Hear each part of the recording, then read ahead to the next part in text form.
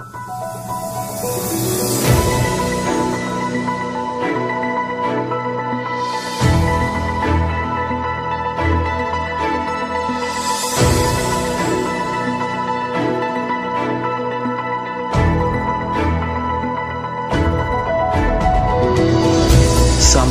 स्वागत गर्न चाहन्छु यो युट्युब च्यानल नेपाल मिडिया हाउसमा। तपाईलाई यस युट्युब च्यानल अन्तर्गत मैले विगत केही दिनदेखि कक्षा 8 को कम्प्युटर विज्ञानसँग सम्बन्धित विषयवस्तुहरूको बारेमा अध्यापन गराइरहेको छु। आज म सोही कार्यलाई निरन्तरता दिन गइरहेको छु। अब म ढिलो नगरी तपाईहरू सम्पूर्णलाई पाठ 3 कम्प्युटरको पुस्ता जेनेरेसन अफ कम्प्युटर तर्फ लान चाहन्छु। ध्यान दिएर सुन्नुहोला।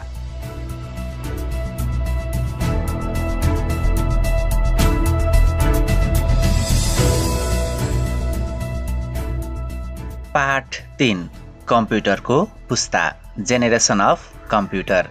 साधारणतया पुस्ता भन्नाले दुई वस्तुको उत्पादनका बीचको समय वा मानिसको हकमा भन्ने हो भने बाबु र छोराको बीचको जति वर्षको समय अन्तर हुन्छ त्यसलाई एक पुस्ता भन्न सकिन्छ। कम्प्युटरको हकमा भन्ने हो भने सामान्यतया यो समयान्तरमा सामाजिक वा प्राविधिक परिवर्तनहरू भएका हुन्छन्। हरेक नयाँ पुस्ताका कम्प्युटरमा पहिलेको भन्दा छिटो प्रशोधन गर्न सक्ने क्षमता, बढी डाटा भण्डारण गर्न सक्ने क्षमता, आकारमा सानो, सस्तो तर अझ बढी विश्वासिलो कम्प्युटरहरू उत्पादन भइरहेका छन्। पहिले बनेका कम्प्युटरहरू सञ्चालन गर्दा असहज महसुस हुन्थ्यो भने उनीहरूको डाटा क्षमता पनि न्यून थियो र पहिलेका कम्प्युटर सञ्चालन गर्नको लागि थुप्रै व्यक्तिहरूको आवश्यकता पर्दथ्यो। तर क्रमशः कम्प्युटरहरू निर्माण हुने क्रममा तिनीहरूका सम्पूर्ण सामग्रीहरूमा परिवर्तन भएको पाउन सक्दछौँ। एउटा निश्चित समय अवधिमा कम्प्युटरको विकास क्रममा नयाँ प्रविधिले पुराना प्रविधिका कमी कमजोरीहरूलाई हटाई नयाँ विशेषताहरू थपी परिमार्जन गरिएको पाइन्छ। कम्प्युटरको पुस्तालाई विभिन्न समयमा कम्प्युटरको सिस्टममा आएको प्रविधि, बनेको समय, मेमोरी डिभाइस र अरू विभिन्न हार्डवेयर र सफ्टवेयरको प्रयोगका आधारमा विभाजन गरिएको छ। कम्प्युटरको पुस्ताको हकमा सन् 1940 देखि हालसम्म प्रविधिको विकास तथा आविष्कारमा भइरहेको परिवर्तन एवं उपलब्धिलाई 5 वटा पुस्तामा विभाजन गरिएको छ। विद्यार्थी भाइ बहिनीहरू, अब म कम्प्युटरको पुस्ताको बारेमा परिभाषा दिनतर्फ लागिरहेको छु। त्यसपछि हामीले कम्प्युटर पुस्ता अन्तर्गत पर्ने 5 वटा पुस्ताको बारेमा जानकारी लिनेछौँ। अब लागौँ कम्प्युटरको पुस्ताको परिभाषातर्फ।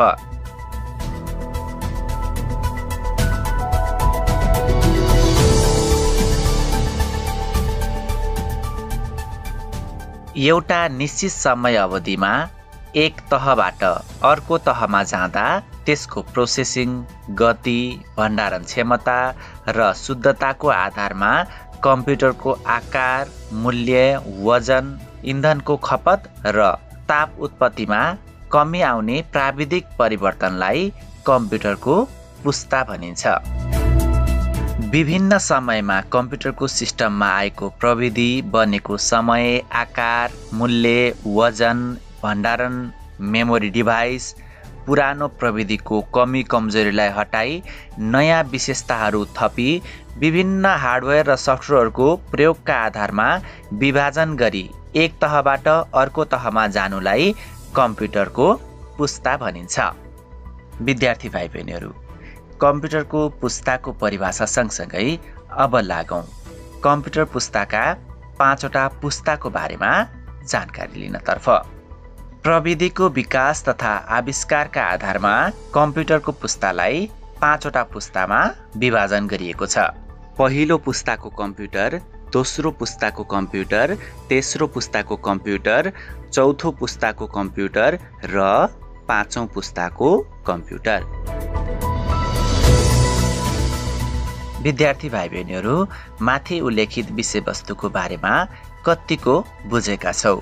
जस्तो बुझेका छौ त्यस्तै सल्लाह सुझाव र प्रतिक्रिया दिन नबिर्सनु र यो नेपाल मिडिया हाउस भन्ने युट्युब च्यानललाई सब्स्क्राइब गरी लाइक, शेयर र कमेन्ट गर्न नबिर्सनु र सँगै रहेको बेल आइकन थिच्न नबिर्सनु, जसले गर्दा आगामी दिनमा मैले राखेका विषयवस्तुहरू तत्कालै सूचना प्राप्त हुनेछ। अब म कम्प्युटरका पुस्ता अन्तर्गत पहिलो पुस्ताको कम्प्युटरतर्फ लान चाहन्छु।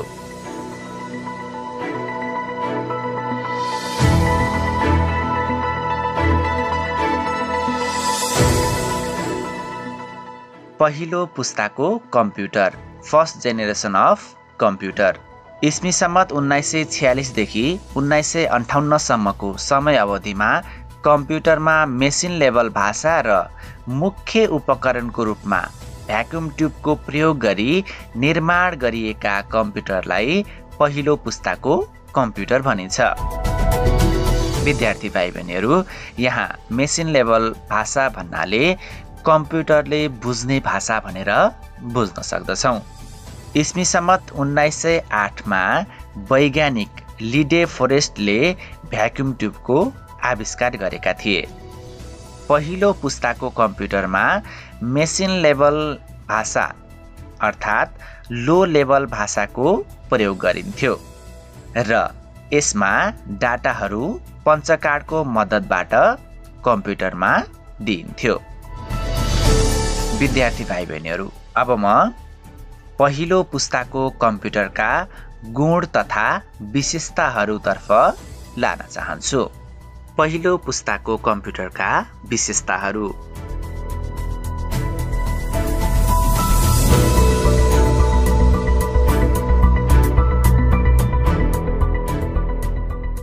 मुख्य इलेक्ट्रोनिक्स उपकरणको रूपमा भ्याक्युम ट्युबको प्रयोग गरिएको थियो। आकारमा ठुला र धेरै मात्रामा विद्युत खपत गर्दथे। काम गर्ने गति मिलिसेकेन्डमा मापन गरिन्थ्यो। कम्प्युटरले मेसिन भाषा तथा एसेम्ब्ली भाषाको प्रयोग गर्दथे। धेरै मात्रामा ताप उत्पन्न गर्दथे। युनिभ्याक, इडभ्याक, इडस्याक, आइबिएम सर्भिस, आइबिएम 1401 आदि यस पुस्ताका कम्प्युटरका उदाहरण हुन्।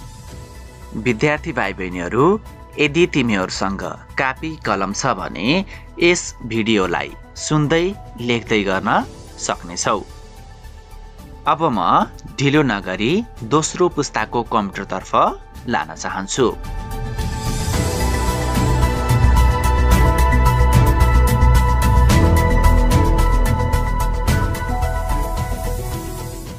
दोस्रो पुस्ताको computer, second generation of computer. इस्वी सम्बत 1959 देखि 1964 सम्मका समय अवधिमा कम्प्युटरमा हाई लेभल प्रोग्रामिङ भाषा र मुख्य उपकरणको रूपमा ट्रान्जिस्टरको प्रयोग गरी निर्माण गरिएको कम्प्युटरलाई दोस्रो पुस्ताका कम्प्युटर भनिन्छ। ट्रान्जिस्टरका जन्मदाता जाने बर्देन, वाल्टर ब्रेटन र विलियम सक्ली हुन्। विद्यार्थी भाइ बहिनीहरू, अब म दोस्रो पुस्ताका कम्प्युटरका गुण तथा विशेषतातर्फ लान चाहन्छु।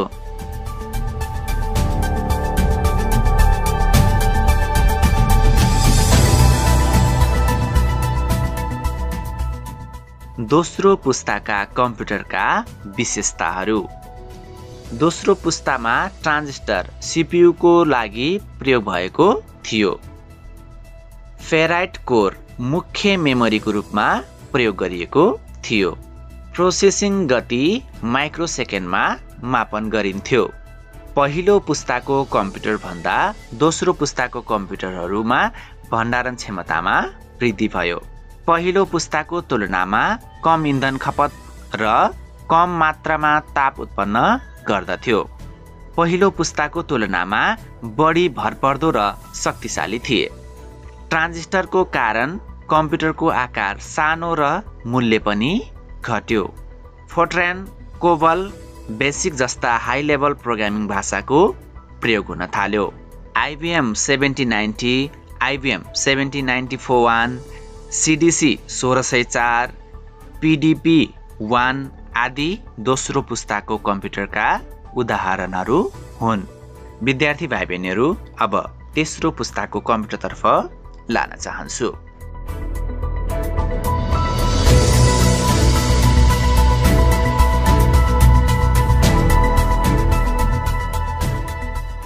तेस्रो पुस्ताको computer, third generation of computer.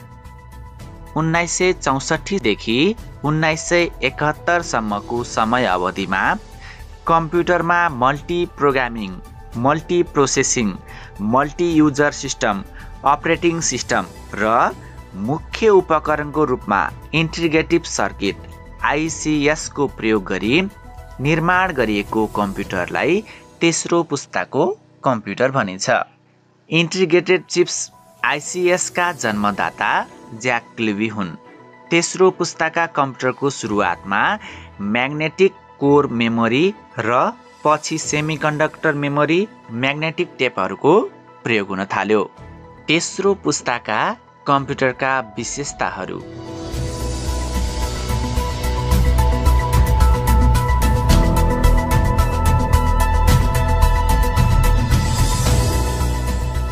Integrative चिप्सलाई मुख्य उपकरणको रूपमा प्रयोग गरिन्थ्यो।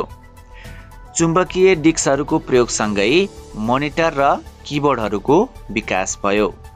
विद्यार्थी भाइ बहिनीहरू, तेस्रो पुस्ताको कम्प्युटर सँगसँगै कम्प्युटरमा किबोर्ड र मोनिटरको विकास भएको पाउन सकिन्छ। तेस्रो पुस्ताका कम्प्युटरका बाँकी विशेषताहरूतर्फ लान चाहन्छु। कम्प्युटरको आकार दोस्रो पुस्ताको कम्प्युटर भन्दा नाटकीय रूपमा घट्यो। कम्प्युटरको गति नानो सेकेन्डमा मापन गरियो। दोस्रो पुस्ताको कम्प्युटर भन्दा बढी भरपर्दा र एकुरेट परिणाम दिने खालका थिए। परिमार्जित हाई लेभल ल्याङ्ग्वेज पास्कलको सुरुवात भयो। साइबर 175, CDC 7600, ICL 1900, IBM 730 आदि तेस्रो पुस्ताका कम्प्युटरका उदाहरणहरू हुन्। त्यसैगरी अब लागौं चौथो पुस्ताको कम्प्युटरतर्फ।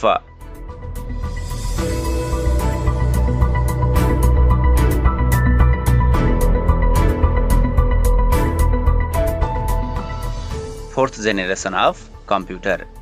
इस्वी सम्वत 1971 देखि हालसम्मको अवधिमा निर्मित कम्प्युटरमा आधुनिक हाई लेभल प्रोग्रामिङ भाषा र मुख्य उपकरणको रूपमा large scale integrated chips LSI र very large scale integration chips VLSI को प्रयोग गरी निर्माण गरिएका कम्प्युटरलाई चौथो पुस्ताको कम्प्युटर भनिन्छ।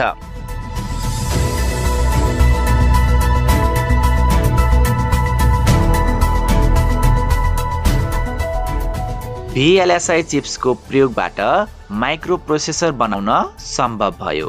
माइक्रोप्रोसेसरको प्रयोगबाट कम्प्युटरहरू हालको डेस्कटप र ल्यापटपसम्मको आकारमा आउन सम्भव भयो। विद्यार्थी भाइ बहिनीहरू, हाल प्रयोग भइरहेका कम्प्युटरहरू चौथो पुस्ताका कम्प्युटरहरू हुन्।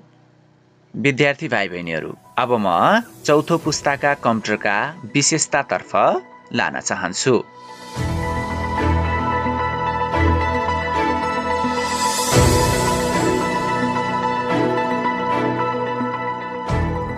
LSI र VLSI चिप्स मुख्य उपकरणको रूपमा प्रयोग गरिन्छ।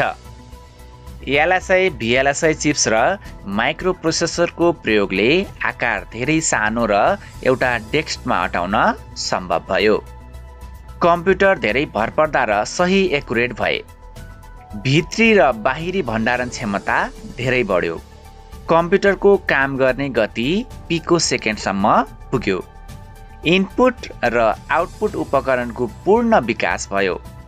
कम्प्युटर सर्वसाधारणको पहुँचमा आउन सफल भयो। अपरेटिङ सिस्टमहरू window 95, window 2000, window 2007, Linux, Unix, Mac OS 8 प्रयोग हुन थाल्यो। High level programming language BASIC C++, Java, VB, PHP को प्रयोग हुन थाल्यो। IBM PC, Apple Macintosh computer, IBM 4341, December 10, star 1000, PUP 11, Apple second आदि चौथो पुस्ताका कम्प्युटरका उदाहरणहरू हुन्। विद्यार्थी भाइ बहिनीहरू, अब हामी कम्प्युटर पुस्ता अन्तर्गत पर्ने अन्तिम पुस्ता 5औं पुस्ताको कम्प्युटरको बारेमा जानकारी दिन गइरहेको छु।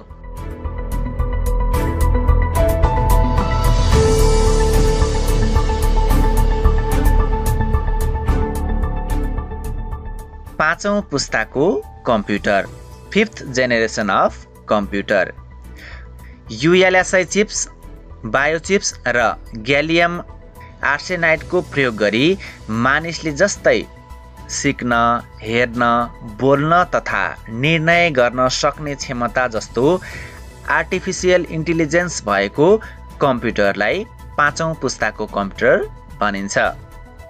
5औं पुस्ताको कम्प्युटर हाल अध्ययन तथा अनुसन्धानको क्रममा रहेको छ। विद्यार्थी भाइ बहिनीहरू, 5औं पुस्ताको कम्प्युटर पूर्ण रूपमा निर्माण भइसकेको छैन। यस पुस्ता अन्तर्गत बनिने सम्पूर्ण कम्प्युटरहरू तथा उपकरणहरू आफै सोच विचार गरेर सञ्चालन हुनेछन्। अब म कम्प्युटरको पुस्ता अन्तर्गत पर्ने 5औं पुस्ताका कम्प्युटरका विशेषतातर्फ लान चाहन्छु।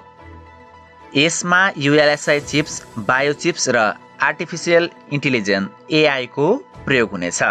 सम्पूर्ण देशहरूको मातृभाषा अर्थात् प्राकृतिक भाषा बुझ्न सक्नेछन्। यस पुस्ताको कम्प्युटरहरूले जुनसुकै देशको भाषा पनि बुझ्न सक्नेछ र बोल्न सक्नेछ र सोही अनुसार आफूले काम पनि गर्न सक्नेछ। कम्प्युटरले पनि मानिसले जस्तै सिक्न, हेर्न, बोल्न तथा निर्णय गर्न सक्ने क्षमता रहनेछ। कम्प्युटरले आफैले सोच्ने र निर्णय गर्न सक्नेछ। यसमा प्यारेलल प्रोसेसिङको लागि कोप्रोसेसरको व्यवस्था गरिएको छ। कम्प्युटरमा कुनै प्रोग्राम लेख्न तथा कुनै पनि भाषामा सिधा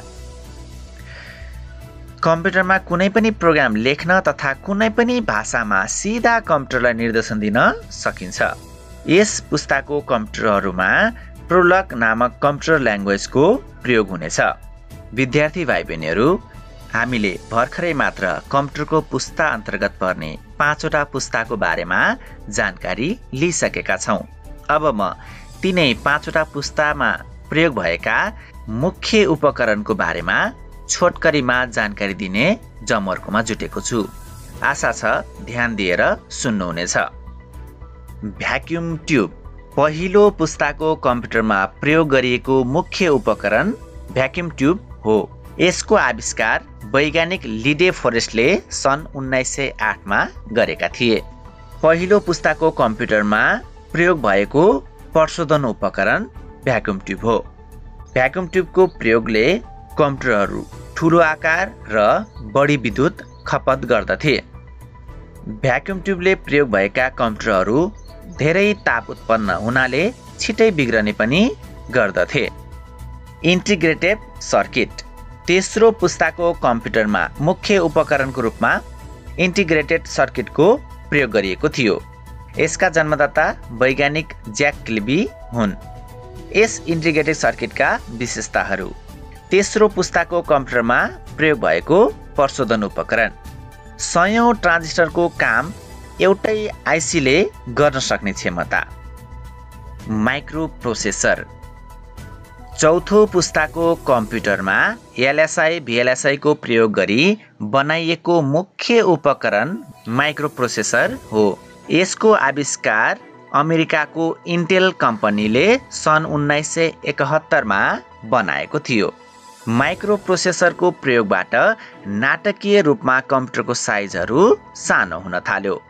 हजारौं लाखौंवटा आइसी ट्रान्जिस्टरहरू मिलाएर बनाएको चिप्स माइक्रोप्रोसेसर हो।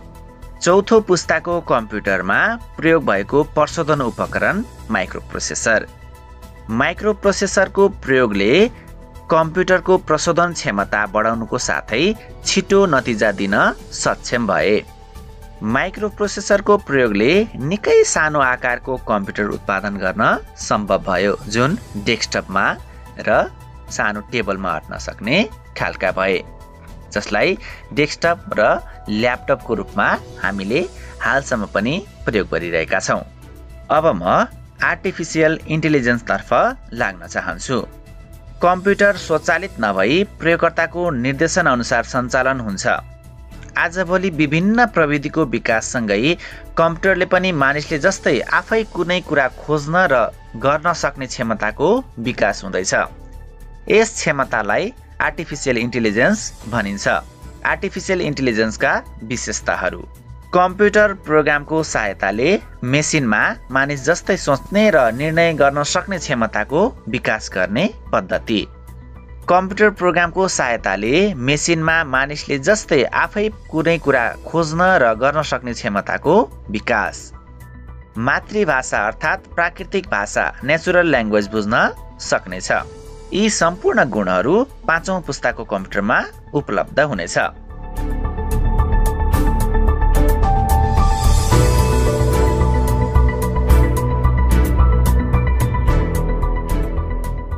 विद्यार्थी भाइ बहिनीहरू, आजको विषयवस्तु तपाईहरूलाई कस्तो लाग्यो? जस्तो लाग्यो त्यस्तै सल्लाह सुझाव र प्रतिक्रिया दिन नबिर्सनुहोला।